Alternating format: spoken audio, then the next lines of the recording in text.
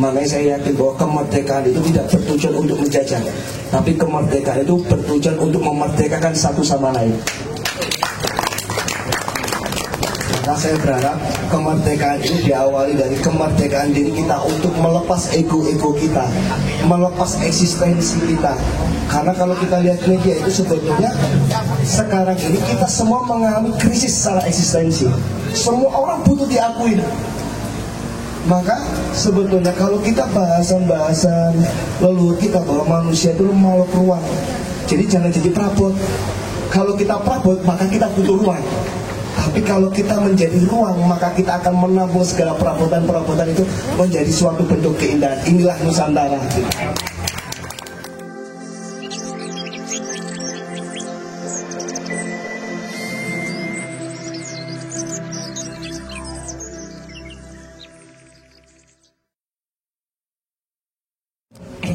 Assalamualaikum warahmatullahi wabarakatuh. Salam sejahtera bagi kita semuanya. Namo Buddhaya, salam kebajikan. Om Santi Santi Santi, Om Rahayu. Alhamdulillah wa syukurillah wa ridhonya kita semua malam ini atas perkenannya masih diberikan kesempatan untuk hidup di atas buminya, sekalian menikmati segala fasilitas yang ada di atasnya. Rasa syukur ini kita wujudkan dalam doa bersama. Bapak Ibu sekalian yang saya hormati, di sini Ibu Kapolsek dari kecamatan yang mewakili, dari lintas agama, lintas etnis budaya, dari Intel Kejaksaan Mas Edi, Mas Dwi dari kepolisian, saudara saya Dosirot, Pak Budi, masih banyak dari PP, dari Kusturian, dari KPPI yang tidak bisa sebutkan satu persatu. Alhamdulillah, syukurillah, waridhowalinayah telah kami sampaikan bahwasanya ini sebuah adalah rasa syukur kita sebagai umat hamba Tuhan. Saya selaku Danambil Batu mengadakan acara ini tidak semata-mata hanya karena memaknai di 77 tahun kemerdekaan Republik kita, harapannya ada 7 tumpeng, ada 7 sumber air yang telah menjadi satu, ada 7 rupa warna bunga yang telah dikemas, sehingga doa dari 7 saudara kita tadi bisa sampai tembus ke langit yang ke-7. Sehingga kita tetaplah damai di antara 7 benua maupun 7 samudra. Karena tidaklah mungkin tanpa doa suatu keniscayaan kehidupan kita akan menjadi sebuah kebaikan dan kebaikan. Saya sangat haru, bangga rawuhipun sedanten ingkang saged kempal datang menika tempat. Inilah keadaan kita, inilah wujud keadaan bangsa kita. Jangan mengaku Indonesia jika kita masih ada ego belum mengakui adanya bangsa-bangsa lain di sekitar kita. Jangan mengaku Indonesia jika kita masih ego kepada tanda-tanda identitas diri yang ada di KTP kita. Karena Indonesia tidak hanya satu, tapi banyak ragam bangsa. Sehingga doa 7 tadi itu bagian daripada amandemen undang-undang. Negara mengakui, negara memberikan kebebasan kepada setiap warga negaranya menganut dari 6 agama yang ada, juga aliran kepercayaan yang ada. Sehingga saya selaku tuan rumah terima kasih banyak rawuhipun pangapunten ingkang agung IWB, semua yang hadir, insyaallah dari Malang Raya, Singosari, Pujon ada, Pakis ada juga. Dan adanya suguhan-suguhan yang mungkin sederhana, saya mohon maaf, inilah kesederhanaan bangsa kita, inilah Indonesia. Kita nggak perlu mewah, tapi kita mampu hidup di antara kemewahan yang ada. Terima kasih saran-saran dari teman-teman, termasuk ada salah satu sahabat saya, saudara saya, seminggu yang lalu mengingatkan, dan Ramil, ayo bikin acara. Mari. Di situ saya sadar, saya prajurit, saya abdi negara, saya memiliki suatu bentuk tugas tanggung jawab untuk mengemban, menjaga keselamatan, keamanan, Dan mudah-mudahan dengan 7 tumpeng, 7 doa ini tercapai tujuan nasional bangsa kita. Nanti monggo tumpengnya sudah terlanjur diberikan doa-doa, dan doa ini insya Allah sudah melangit, sehingga dinikmati. Monggo, insya Allah cukup. Nanti ada sarasehan, temanya cukup sederhana, refleksi kemerdekaan pada nilai-nilai Pancasila. Sehingga pada nilai Pancasila, sila pertama kita bicara tentang ketuhanan yang Maha Esa. Apa mana Tuhan? Jangan kita hanya kenal sebatas namanya, zat dan sifatnya. Namun mari kita sama-sama belajar untuk mengenal sesungguhnya Tuhan itu siapa. Sehingga kita dalam mengaplikasikan nilai Pancasila yang kedua dalam kemanusiaan yang adil dan beradab, dalam persatuan Indonesia, sila keempat baik yang kelima keadilan sosial, akanlah mudah bagi kita semua karena Tuhan telah bersama kita. Karena kita orang-orang bagian yang berketuhanan di dalamnya. Mas Ori dari Tuban, alhamdulillah sudah keliling di wilayah. Insya Allah Indonesia memberikan suatu bentuk pencerahan-pencerahan tentang mentalitas. Sehingga mari, dari bangunlah jiwanya, bangunlah raganya, kita mulai hari ini membangun mental kita bersama-sama. Itu aja sebagai prakata. Saya juga lupa tadi kepada sesepuh dari DHC 45, veteran, PIPAD, senior-senior saya yang dulu pernah berjuang mungkin di tim-tim di Aceh atau di Papua. Saya sampaikan rasa hormat saya yang setinggi-tingginya, termasuk kawan-kawan kami seperjuangan dari Community Intelijen di Malang Raya, kemudian dari rekan-rekan Babinsa ataupun yang tidak bisa kami sebut satu-satu. Terima kasih atas support yang telah dilakukan. Kiranya itu saja bagian daripada separuh sekapur sirih dari kami.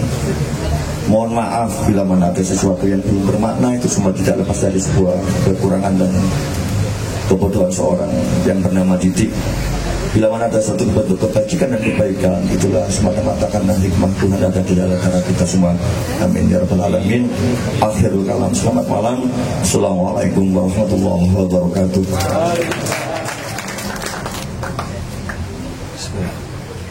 Assalamualaikum warahmatullahi wabarakatuh.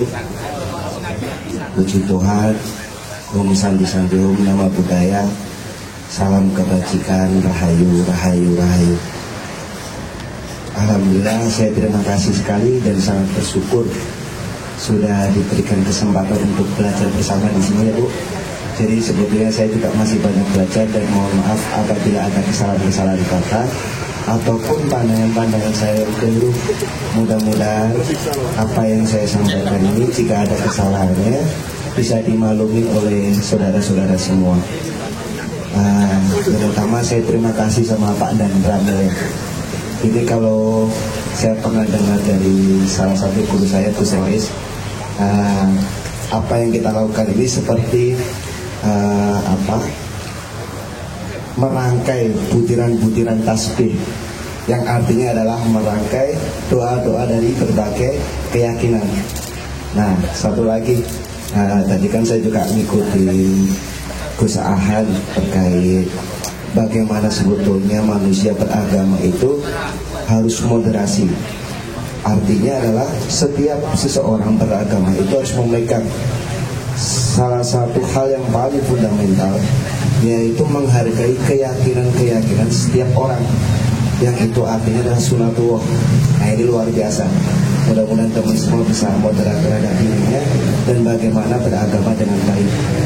Yang tidak lebih, tema hari ini pun sangat luar biasa, yaitu refleksi kemerdekaan pada nilai-nilai Pancasila. Dari disampaikan juga sama Mas Harul, luar biasa itu pengalamannya. Jadi menurut saya Mas, ujian hidup itu adalah sebentuk nutrisi-nutrisi untuk kita menjadi lebih baik. Jadi aplaus untuk Mas Harul. Mudah-mudahan ini menjadi salah satu bagian pembelajaran yang membuat Mas Harul menjadi lebih kuat lagi. Kan kata Koco juga kan harus dibakar di candera di muka. Nah, mudah-mudahan teman-teman semua juga, sahabat-sahabat semua, keluarga semua menganggap sebagai hidup ini adalah suatu pembelajaran yang terus-menerus. Jadi kalau kita bicara tentang suatu kebenaran sendiri, itu kan bersifat paralel. Jadi setiap kebenaran itu akan berlapis terus-menerus, terus bertumbuh. Yang artinya bahwa tidak ada satupun orang yang memegang suatu kebenaran yang mutlak. Artinya kalau kita sendiri tidak pasti kita kafir, kan tidak perlu kita mengkafirkan orang lain sebenarnya gitu. Jadi kita kan sendiri juga belum tentu kita ini tidak kafir. Jadi kalau istilah saya yang sering saya katakan ke teman-teman, daripada kita menghitung domba orang lain, kan lebih baik mengembala domba kita sendiri. Kalau domba kita sendiri belum tentu liar kan gitu. Nah, dari nilai-nilai Pancasila itu sebetulnya kita perlu melihat software dan hardware-nya, atau inti dan how-to-nya. Pada satu nilai-nilai Pancasila itu, poin how-to-nya itu adalah di poin kelima, yaitu keadilan sosial bagi seluruh rakyat Indonesia. Itu yang berarti bahwa setiap masyarakat di Indonesia itu berhak memiliki hak secara sama terkait segi pendidikan, kesehatan, dan sebagainya. Nah, kalau kita lihat sekarang ini sebetulnya apakah bangsa kita ini sudah menuju pada cita-cita para pendiri bangsa, yaitu adalah keadilan sosial bagi seluruh rakyat Indonesia? Kalau toh itu belum, berarti kita harus tarik lagi ke atas, yang dimana apakah kita sudah memiliki hikmat, kebijaksanaan dalam permusyawaratan perwakilan. Jadi kata-kata hikmat itu adalah luar biasa. Hikmat itu kalau menurut saya adalah suatu medan intuitif yang diterima oleh manusia, yang itu tidak bisa dijelaskan dan tidak bisa diklaim. Kalau itu bisa dijelaskan dan diklaim, itu menjadi intelektual. Nah, bagaimana seseorang sebetulnya ketika kita sepakat bahwa ada hikmah kebijaksanaan, kita sudah tidak bicara lagi golongan atau kelompok, karena how-to-nya itu kesejahteraan untuk seluruh masyarakat. Nah, kalau itu belum terjadi, mungkin kita pertanyakan lagi, apakah kita sudah benar-benar bersatu? Karena persatuan itu diambil dari bagaimana setiap individu manusia itu memiliki sifat adil dan beradab. Artinya adil itu kan dia bisa memposisikan dirinya itu pada posisi moderat, di tengah-tengah, tidak memihak satu dengan memihak yang lainnya. Yang artinya apa? Bahwa ketika seseorang itu memiliki pemahaman itu, artinya dia sudah memahami bahwa realitas alam semesta itu terus berkembang, dan itu pasti ada unsur-unsur yang melengkapi, yang akan semakin di sini semakin kompleks, dan ke depan pun akan semakin kompleks. Nah, ketika seseorang itu memiliki satu nilai-nilai adil dan beradab, adab itu kan artinya tingkah laku, suatu bentuk suatu laku di setiap individunya yang mengedepankan nilai-nilai keharmonisan, nilai-nilai humanity itu lebih tinggi daripada kepentingan pribadi. Dan itu bisa diambil ketika kita benar-benar bertuhan. Jadi intinya itu adalah apakah kita sudah benar-benar bertuhan atau kita seolah-olah bertuhan. Kalau kita benar-benar bertuhan, kita akan memahami bahwa suatu keyakinan itu adalah milik pribadi, dan itu tidak perlu diperdebatkan. Kan makanya kalau misalnya dari guru saya itu menyebutkan bahwa jika yakin maka benar. Kalau itu masih butuh perbandingan dan validasi, berarti itu masih percaya. Jadi kalau percaya itu masih butuh bukti. Nah, ketika teman-teman semua sudah yakin, refleksikan itu sebagai suatu individu yang adil dan beradab. Ketika setiap individunya sudah adil dan beradab, maka dia akan bersatu untuk membentuk suatu tatanan masyarakat yang mengedepankan nilai-nilai keharmonisan, nilai-nilai gotong royong, guyup, rukun. Nah, itu kan sudah menjadi suatu tradisi dan kebudayaan bangsa ini. Jadi kalau misalnya kita mau tarik tuh, kita mulai tuh cari di bangsa-bangsa lain itu tidak sekompleks bangsa kita. Bangsa kita itu terdiri dari ratusan bangsa yang bersepakat menjadi satu, yaitu bangsa Indonesia. Ini cukup luar biasa. Nah, kalau kita lihat di sana, itu satu bangsa terpecah menjadi beberapa negara. Nah, ini yang perlu kita apresiasi terhadap bangsa kita. Nah, terus dari berbagai bangsa-bangsa itu merujuk menjadi satu dan bersepakat menjadi bangsa Indonesia, berarti ada nilai yang utama yang itu dipegang oleh masing-masing bangsa, yaitu adalah tauhid, yaitu meyakini bahwanya ada sumber dari segala sumber. Makanya saya yakin ketika berbagai agama masuk ke Nusantara itu tidak diawali dari beberapa gesekan, tapi mereka langsung menyatu, mengakulturasi. Karena poinnya sendiri bahwa agama itu tercipta, ada, itu hanya untuk membentuk akhlak manusia menjadi lebih baik. Ketika itu tidak memberikan satu keamanan dan kenyamanan bagi sekelilingnya, perlu dipertanyakan bagaimana cara beragama, bukan agamanya. Jadi agama itu diperuntukkan untuk membentuk akhlak, untuk membentuk suatu nilai-nilai yang merujuk pada satu sistem di mana seseorang saling terhubung, saling memberikan rasa aman dan nyaman. Maka dari itu saya berharap teman-teman semua lebih memahami lagi, jangan dikebiar uyayah bahwa agama ini buruk, agama ini buruk, kan belum tentu.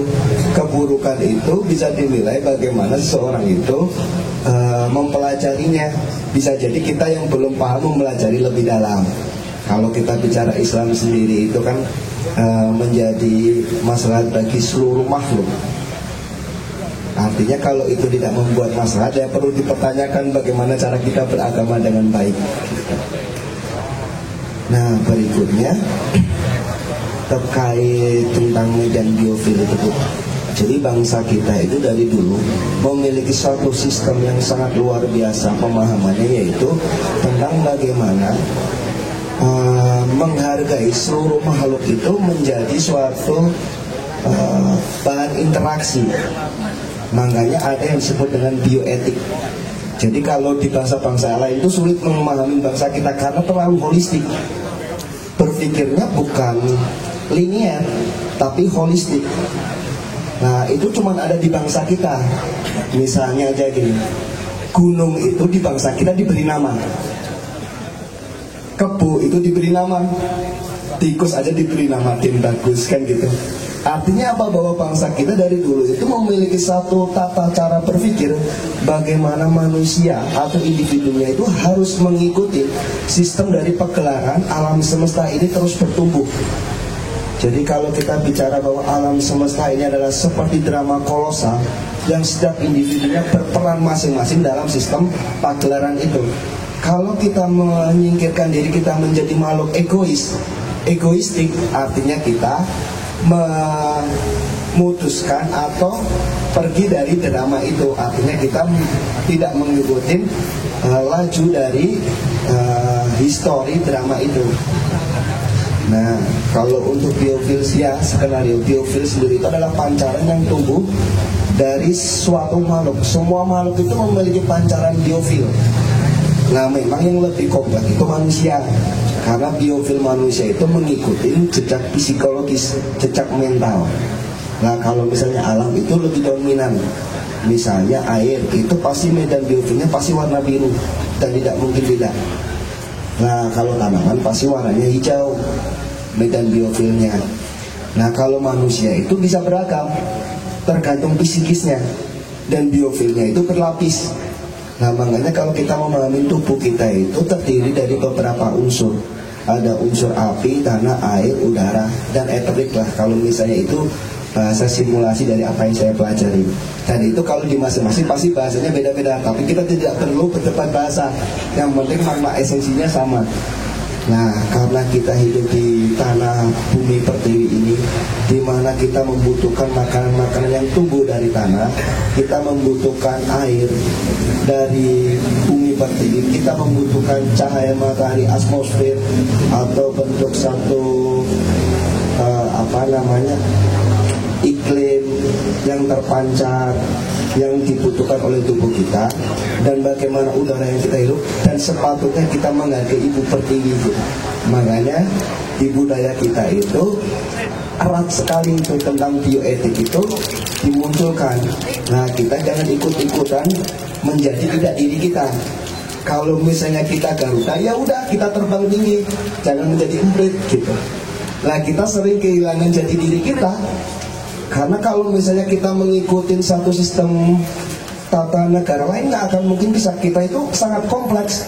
Maka saya yakin ketika keberagaman ini terus terjaga dengan butiran-butiran tasbih yang kita simulasikan saat ini, mudah-mudahan ini mampu memperkuat silaturahmi kita menjadi yang akhirnya membuat bangsa ini menjadi lebih baik, mengayomi dan memberikan satu kesejahteraan untuk seluruh penghuninya.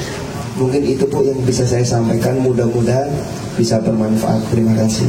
Baik, iya, kita berikan aplaus untuk kedua narasumber kita pada malam hari ini yang dari perspektif mereka masing-masing, dari segi logika dan dari segi lebih pada spiritualitas ya Mas ya, lebih pada seperti itulah. Jadi nanti bagaimananya, monggo yang saya tahu ini sudah mulai ada yang pengen tanya-tanya ya, tapi balik lagi kita juga harus punya komitmen. Ini sebenarnya dari korelasi nilai-nilai Pancasila ini kepada Mas Erik dan Mas siapa? Mas Ori. Nah, Mas Ori, dan seberapa kuatkah pengaruh nilai Pancasila ini pada generasi milenial saat ini? Yang mereka hari ini mindsetnya sudah terbangun oleh yang namanya medsos, terutama dari anak balita sampai orang tua itu. Ini bagaimana nilai-nilai Pancasila dalam menghadapi seperti itu. Itu aja, terima kasih. Assalamualaikum warahmatullahi wabarakatuh. Terima kasih Bu. Terima kasih Pak pertanyaannya. Nah, ini menurut saya, jadi kalau misalnya saya pahami sekarang itu, Pancasila sendiri itu kan sebetulnya satu pembelajaran di wilayah rohani, bukan cuman materi ataupun cuman bentuk hafalan. Nah, kita sendiri kan sebetulnya kehilangan satu nilai-nilai rohani itu ketika budaya sendiri itu mulai luntur, tradisi-tradisi kita itu mulai luntur. Karena menurut saya beragama itu kan, kalau menurut saya itu kan sebentuk suatu kendaraan untuk kita menuju pada satu titik yang kita akan tuju. Nah, kendaraan ini akan mampu kita gunakan dengan baik atau kita kendarai dengan baik ketika kita memiliki satu sistem yang dimana kita mengolah diri kita. Makanya di bangsa kita itu yang dikelola awal adalah dirinya dulu. Fasilitas-fasilitas dan aset-aset yang ada dalam dirinya kita coba update lewat lagu-lagu tasawuf gitu-gitu. Itu kan sebentuk satu upgrading diri. Ketika upgrading diri ini mampu kita upgrade, ketika kita mengendarinya bisa lebih baik, nggak ugal-ugalan. Karena kalau kita memahami Al-Quran sendiri itu kan maknanya sangat berlapis, tergantung dari persepsi mana kita melihatnya. Termasuk bangsa kita. Bangsa kita ini memiliki satu keluhuran nilai-nilai yang cukup tinggi. Misalnya ada dari bangsa kita itu, makanya waktu itu saya diskusi sama GWP soal budaya ya. Jadi saya berharap budayawan itu memiliki standar yang dimana standarnya itu harus selevel dengan kesadaran leluhur kita dahulu. Kita udah sangat downgrade saat ini. Kita mengalami penurunan kesadaran itu cukup jauh. Makanya saya berharap tadi dengan simbol 7 tumpeng itu saya berharap ini menjadi trigger untuk kita semua melewati 7 lapis dimensi dan 7 lapis di bawah dimensi. Yang artinya bahwa kita mengakses segala keilmuan itu harus holistik, harus menyeluruh. Jangan sepotong-potong dan jangan terkotak-kotak. Nah, apa yang saya ingin utarakan juga sebetulnya adalah sebetulnya dari pemahaman budaya-budaya dan tradisi-tradisi kita itu mengarah kepada satu tata kelola sistem yang itu melibatkan seluruh alam semesta, bukan individual. Artinya saya ingin mencoba membahasakan dengan bahasa ilmiah. Jadi misalnya gini, dulu kita punya kultur seperti ini, silaturahmi, duduk bersama. Artinya kalau misalnya kita bahasan dengan bahasa fisika, ini sebutannya adalah particle change. Jadi ada pertukaran partikel. Di di setiap tubuh kita. Nah, bangsa kita itu cukup canggih, Pak.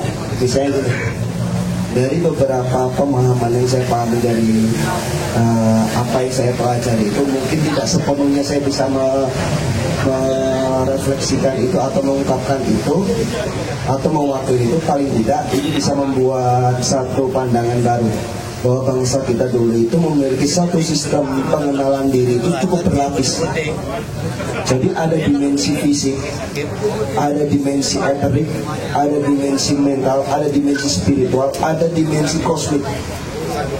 Itu kalau bahasan apa yang saya pelajari. Kalau di bahasa Jawa itu ada anamaya kosa, pranamaya kosa, manamaya kosa, kits anamaya kosa, dan anandamaya kosa. Jadi itu suatu pembelajaran yang cukup luar biasa.